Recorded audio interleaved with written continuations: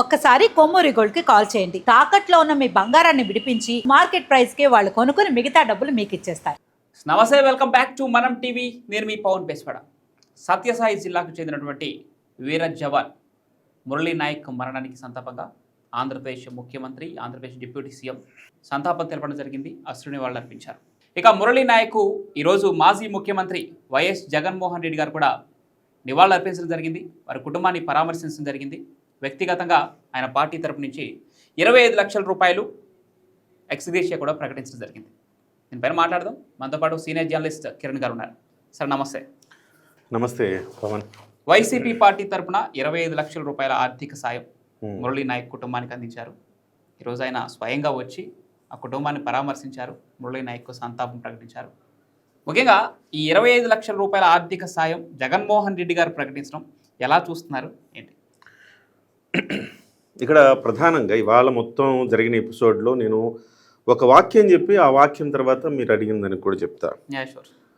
పులిని చూసి నక్క వాతలు పెట్టుకోవటం అనే నానుడి నాకు బాగా గుర్తొచ్చింది జగన్మోహన్ రెడ్డి గారి విషయంలో. ఎందుకంటే పవన్ కళ్యాణ్ గారిని చూసి జగన్మోహన్ రెడ్డి గారు ఆ రకంగా వాతలు పెట్టుకున్నట్టు కనిపించింది. అంటే నేను ఎందుకు చెప్తున్నానంటే 25 లక్షల రూపాయలు ఎక్స్గ్రేషియా నష్టపరిహారం కాదు. అంటే ఆయన ప్రభుత్వాలు ప్రకటిస్తే నష్టపరిహారం ఎక్స్గ్రేషియా అంటారు. ఆయన వ్యక్తిగతంగా పార్టీ తరపున ఇచ్చారు కాబట్టి ఆయన సహాయం అని అనాలి. ఆర్థిక సాయం చేశాడు. అయితే ఆర్థిక సాయం చేయడం మంచిదే, చాలా మంచిది. గతంలో కూడా నేను చాలా మీడియా సంస్థల్లో నేను మాట్లాడినప్పుడు తుపాను బాధితులకు ₹1 కోటి ఆర్థిక సాయం ఆయన ప్రకటించాడు. అప్పుడు కూడా నేను అభినందించాను. ఆయన చాలా గొప్ప విషయం ఇది.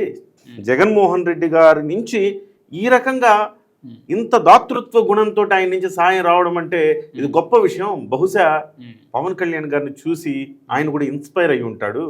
అరే పవన్ కళ్యాణ్ అనే వ్యక్తి సినిమాల్లో సంపాదించుకున్న డబ్బులుగా తప్ప ఏమీ లేవు కదా, మన దగ్గర 2 లక్షల కోట్లు ఉన్నాయి, మనం డొల్ల కంపెనీలు పెట్టాం, సూట్ కేసు కంపెనీలు పెట్టాం, 47,000 కోట్లు 43,000 కోట్లకు ఈడీనే తాకీదులు ఇచ్చింది. సో అంటే 43,000 కోట్లకు వాళ్ళే ఇచ్చారంటే 1,00,000 కోట్లకు పైన ఆ రోజే ఉండేవంటే ఆ రోజు నుంచి ఈ రోజు వరకు 14-15 ఏళ్ళుగా అది మరింత మల్టిప్లై అయి ఉంటుంది కదా. సో ఆ రకంగా చూసుకుంటే మరి ఆయన ఎంత ఇవ్వాలి? సో బహుశా పవన్ కళ్యాణ్ గారికి ఎక్కడ తగ్గద్దు మనం అని అనుకోని ఉంటాడు. అందుకే పవన్ కళ్యాణ్ ఏలాగా తీసుకున్నా కానీ అది ఇన్స్పిరేషన్ అంటారు. నేను జగన్మోహన్ రెడ్డి గారు పవన్ కళ్యాణ్ గారిని చూసి నేను కూడా పోటీగా ఇవ్వాలనుకున్నాడా? అరే ఆయన అంత ఇస్తే మన దగ్గర ఇంత ఉంది, మనం ఎంత ఇవ్వాలి, మనం కూడా ఇవ్వాలి కదా అనుకున్నాడా? మొత్తం మీద ₹1 కోటి ప్రకటించాడు. పవన్ కళ్యాణ్ గారు ఆంధ్రప్రదేశ్కు ₹1 కోటి ప్రభుత్వాన్ని ప్రకటించాడు, తెలంగాణ ప్రభుత్వానికి ₹1 ప్రకటించాడు. అలాగే ఆయన పంచాయతీ శాఖ మంత్రి కాబట్టి దెబ్బతిన్న పంచాయతీలకు 400 పంచాయతీలకు ₹1,00,000 చొప్పున ₹4 కోట్ల ప్రకటించాడు. మొత్తం 6 కోట్లు ప్రకటించాడు. ఎస్, నువ్వు 6 కోట్లు ప్రకటించక్కర్లా, జగన్మోహన్ రెడ్డి గారు ₹1 కోటి ప్రకటించారు, సూపర్, నేను హ్యాట్స్ ఆఫ్ చెప్పా. కానీ ఆ ₹1 కోటి ఇప్పటివరకు ఇవ్వలా, ప్రభుత్వానికి ఇవ్వలేదు. కనీసం ఆయన ఎక్కడ ఖర్చు పెట్టాడో చెప్పలేదు. ఆయన ఖర్చు పెట్టిన అసలు ₹1 కోటి ప్రకటించడం ఎందుకు? దానికి సంబంధించి కనీసం లెక్కాపత్రం లేకుండా అసలు నువ్వు ₹1 కోటి ఏం చేసావు? ఇప్పటి వరకు దానికి సంబంధించి లెక్కాపత్రం లేదు. షోక్గా ఫ్యాన్సీగా ₹1 కోటి ప్రకటించాడు ఆ రోజు. సో ఆ రోజే జగన్మోహన్ రెడ్డి గారి ₹1 కోటి వ్యవహారం నవ్వుల పాలైంది. మళ్ళీ ఇవాళ వచ్చాడు. ఇవాళ వచ్చి మళ్ళీ 25 లక్షల రూపాయలు నిన్న పవన్ కళ్యాణ్ గారు, నారా లోకేష్ గారు వెళ్ళి పరామర్శించినప్పుడు వాళ్ళ కుటుంబ బాధను చూడలేక ఆయన అక్కడికక్కడ 25 లక్షల ఆర్థిక సాయం ప్రకటించారు. ప్రభుత్వం 50 లక్షల రూపాయలు ఎక్స్గ్రేషియా ఇచ్చింది. అలాగే 5 ఎకరాల పొలం ఇచ్చింది, సాగుభూమి. తర్వాత ఇంటి స్థలం ఇచ్చారు. వాళ్ళ కుటుంబానికి ఒకరికి ఉద్యోగం ఇస్తామని చెప్పారు. అవి కాక పవన్ కళ్యాణ్ గారు మరొక 25 లక్షల రూపాయల ఆర్థిక సాయాన్ని ప్రకటించారు. సో ఎంత చేయగలుగుతామో అంత చెయ్యాలి అని ఆయన అనుకుంటారు. ప్రభుత్వం చేసింది కదా మనం వదిలేద్దామా అనుకోలేదు, ఆయన చేశారు. గతంలో కూడా మధుసూదన్ గారు చనిపోయినప్పుడు ఆయన భార్య పిల్లలు ఆదుకోవడానికి వాళ్ళ చదువులకు వస్తాయని చెప్పి 50 లక్షల రూపాయల సొంత నిధుల నుంచి 50 లక్షల రూపాయలు ఆయన ఆర్థిక సాయం చేశాడు. ఆయన చెప్పాడంటే చేస్తాడంతే. చేశాడు, చెక్కు రాసి వాళ్ళకి హ్యాండ్ ఓవర్ చేశారు. సో ఆ రకంగా చేసిన పవన్ కళ్యాణ్ గారిని చూసి ఈయన కూడా బహుశా ఇన్స్పైర్ అయి ఉండొచ్చు. ఓకే. ఇవాళ కూడా 25 లక్షలు సబబు. కాకపోతే నేను ఒక చిన్న రిక్వెస్ట్ ఏంటంటే ఆ 25 లక్షలు తుఫాను బాధితులకు ఇచ్చినట్టు ఆ ₹1,00,00,000 కాకుండా ఆ 25 లక్షలు ఆ కుటుంబానికి చెందేలాగా చేస్తే నిజాయితీగా బాగుంటుందని నేను అనుకుంటున్నా. సార్, ఈరోజు జగన్మోహన్ రెడ్డి గారు ఆ కుటుంబాన్ని పరామర్శించిన విజువల్స్ కొన్ని ఉన్నాయి, ఒకసారి చూద్దాం.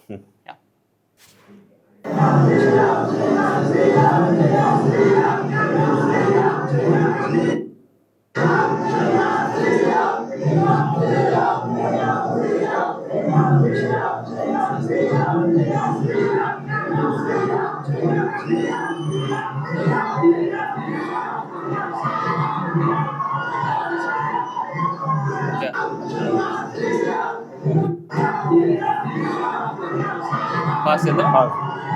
ఒక నిమిషం. ముఖ కవళికలు చూసారా మీరు? చూడండి ఇక్కడ అంటే ఎంత ఎక్కడికి వెళ్ళాడు ఆయన, ఏంటి ఆ నవ్వు, ఆయన ఎక్కడికి వెళ్ళాడు ఆయన, ఆ నవ్వేంటి? ఏమండి నిన్న కూడా ఒక సంఘటన జరిగింది. అంటే పవన్ కళ్యాణ్ గారు మొన్న వెళ్ళినప్పుడు మురళీ నాయక్ చనిపోయినందుకు ఆ శవం దగ్గర కూర్చొని ఉంటే వాళ్ళ తండ్రి గారు ఒక్కగానొక్క కొడుకు అండి, ఒక్కగానొక్క కొడుకు అల్లారు ముద్దుగా పెంచుకున్నారు, మంచి ప్రయోజకుని చెయ్యాలనుకున్నారు. వాడు చదువుకోవటానికి ఆ బిడ్డ చదువుకోవటానికి ముంబై వెళ్ళి కూలి పనులు చేశారు. ముంబై వెళ్ళి కూలి పనులు చేసి వచ్చిన దాంతో అమ్మమ్మ ఇంటి దగ్గర నుంచి ఆ పిల్లాన్ని చదివించారు. పెరిగి పెద్దవాడయ్యాడు. రైల్వేలో మంచి ఉద్యోగం వచ్చింది. రైల్వేలో ఉద్యోగం చేయనన్నా అన్నారు. లేదు నేను దేశం కోసం సేవ చేస్తాను, ఆర్మీకి వెళ్తానన్నాడు. అయ్యో ఒక్కడివే కదరా రైల్వేకు చేరరా అన్నారు. లేదు నాకు దేశం అంటే ప్రేమ, నేను చేస్తానన్నాడు. వెళ్ళాడు. ఇవాళ మనం అందరం ఇవాళ ప్రశాంతంగా ఉన్నామంటే వాళ్ళ త్యాగాల వల్లనే అసువులు బాసాడు అక్కడ. అలాంటి సిచ్యువేషన్లో అక్కడికి వెళ్ళిన తర్వాత ఈ జగన్మోహన్ రెడ్డి గారి ఎక్స్ప్రెషన్స్, ఆయన చేస్తున్న పని మీద ఎంచండి అట్లా. అంటే జగన్మోహన్ రెడ్డి గారు ఇంతకుముందు కూడా వినుంటారు ప్రేక్షకులు కూడా, సీఎం సీఎం సీఎం సీఎం అనే ప్రకటనలు. సీఎం సీఎం అంటే వెళ్ళింది ఎక్కడికి, ఆ అరుపులేంటి, సీఎం సీఎం ఏంటి, కొంచెమన్నా సిగ్గు శరము ఎవరికైనా ఉందారా మీ అందరికీ? ఎడ్డి వాళ్ళలాగా సీఎం సీఎం ఏంట్రా, వెళ్ళిన ఆ సందర్భం ఏంటి? దేశం కోసం ప్రాణాలు ఇచ్చాడు ఒక పిల్లాడు, ఇంకా అంటే కనీసం పెళ్లి కూడా చేసుకోలేదు, నవ యవ్వన కుర్రోడు, దేశం కోసం అసూలు బాసాడు. అక్కడికి వెళ్తే మీరు సీఎం సీఎం అని వస్తారు. సిగ్గు శరం ఉండాలిగా మీకు. మనిషి జన్మేనా మీ అందరిది? Useless fellows.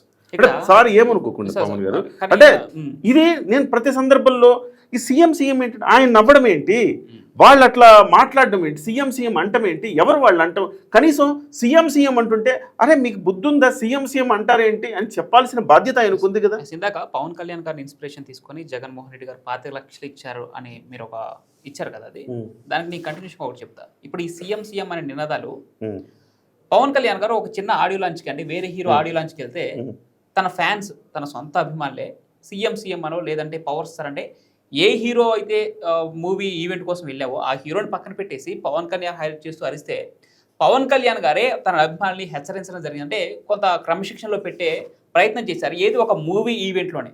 కానీ ఇదే సందర్భం మీరు చెప్పినట్టు నిజంగా పుట్టెడు దుఃఖంలో నా తల్లి ముందు కూర్చొని ఇలా నవ్వుతూ ఫేస్ పెట్టి ఖచ్చితంగా దాన్ని ఎలా తీసుకోవాలి? ఇంకోటి పవన్ మొన్న అంటే ఎడ్డి ఫ్యాన్స్ ప్రతి హీరోకు ఉంటారు, ప్రతి రాజకీయ నాయకుడికి ఉంటారు, నేను కాదనను, ఉంటారు. కానీ నువ్వు కంట్రోల్ చేయాలి కదా అంట. నేను ప్రత్యక్షంగా ఉన్నప్పుడు, నువ్వు లేనప్పుడు ఎవడేం చేయలేడు, నువ్వు ఉన్నప్పుడు నువ్వు కంట్రోల్ చేయాలి కదా. ఇప్పుడు పవన్ కళ్యాణ్ గారు ఎక్కడికి వెళ్ళినా ఓజీ ఓజీ ఓజీ అంటారు, సీఎం సీఎం సీఎం. పదే పదే పదే ఆయన చాలాసార్లు చెప్పాడు మీరు ఇలా అనొద్దండి, కరెక్ట్ కాదు, మనం వచ్చిన సందర్భం ఏంటి, ఇట్లా రాజకీయాలు మనం మాట్లాడడానికి వచ్చిన సందర్భంలో, సమస్యలు పరిష్కరించడానికి వచ్చిన సందర్భంలో మీరు ఇక్కడ ఈ రకంగా మీరు అరవటం ఏంటి అని అన్నాడు. ఒకసారి చెప్పాడు, 2 సార్లు చెప్పాడు, వినకపోతే తిట్టాడు కూడా. బుద్ధుందా మీకు? ఏం దేనికి వచ్చాను నేను, మీరు సీఎం సీఎం అంటేంటి, ఓజీ ఓజీ అంటేంటి అని చెప్పి తిట్టాడు. సో మరి అక్కడ ఆయన అట్లా తిట్టినప్పుడు ఈయన ఒక్క మాట అన్నాడు కదా. ఇంకొక విషయం మీకు క్లియర్గా చెప్తా. జగన్మోహన్ రెడ్డి గారు ఇక్కడికి వచ్చాడు, నవ్వాడుగా. నిన్న పవన్ కళ్యాణ్ గారు వెళ్ళిన సందర్భం చూడండి.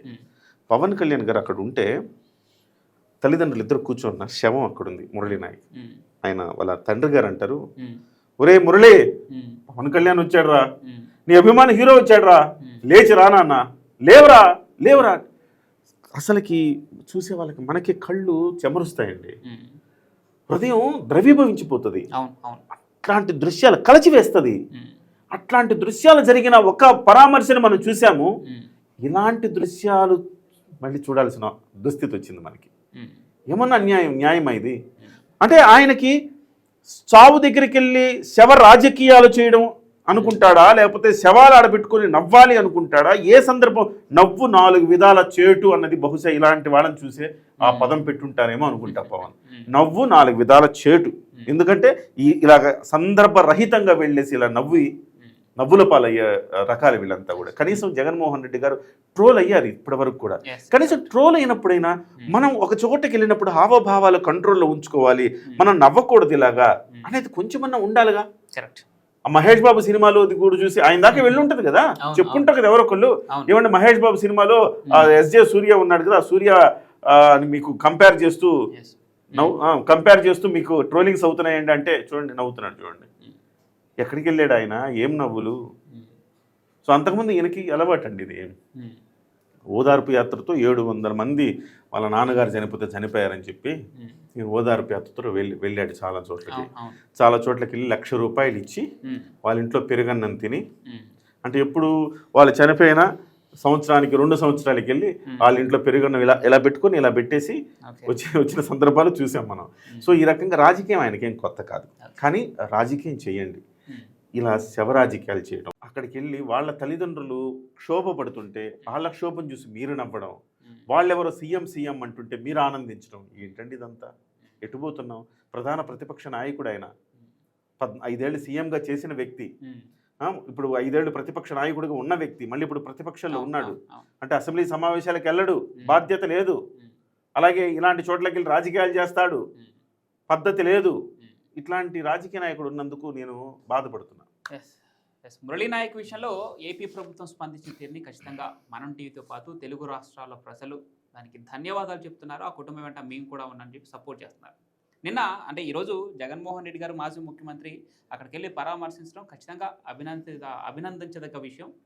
కానీ అక్కడ తన అభిమానులు, ఆ వైఎస్ఆర్సీపీ పార్టీ సంఘీభావం తెలిపే వాళ్ళు ఎవరైతే ఉన్నారో వాళ్ళు సీఎం అంటూ ఆయన వెళ్ళిన సందర్భాన్ని కూడా దృష్టిలో పెట్టకుండా ఆ నినాదాలు చేస్తూ ఉంటే వారిని ఖండించకపోవడం, వారిని క్రమశిక్షణలో పెట్టకపోవడం ఖచ్చితంగా అభినందించదగ్గ విషయం అయితే కాదు. సో ఈ విషయంలో మాత్రమే ఖండిస్తాను.